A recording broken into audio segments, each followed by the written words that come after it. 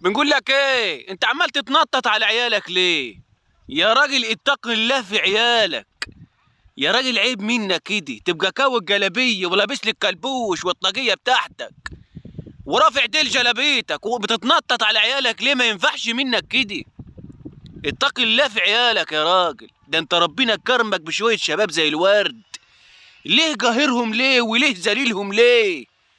وجوزهم وافرح بيهم، سايبهم كبار شحوطه كده اهو يا راجل، وسايبهم ليه؟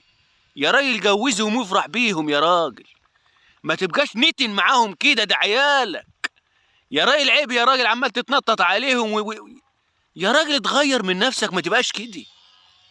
تتنطط عليهم ليه وتقهرهم ليه؟ يا راجل اتقي ربنا فيهم يا راجل، ده انت ربنا راضيك بشويه شباب زي الورد، تذليهم وتقهرهم ليه؟ يا راجل ارحم نفسك يا راجل، ارحم نفسك يا راجل، منك لله. والله منك لله لما تعمل في عيالك كده يا راجل، عيب منك حتى. ما يصحش منك، ده انت ربنا كرمك بشوية شباب زي الورد. والله العظيم لو ربنا كرمك بشوية شباب صيع لا تكره نفسك يا راجل. عيب منك، عيب. اعدل من نفسك كده واظبط من حالك، ما تبقاش وحش في حق عيالك. ده عيالك حلوين معاك وشقيانين معاك، ما تتنططش عليهم، ما تبقاش وحش في حقهم يا راجل. عيب منك، عيب منك، اتغير شويه.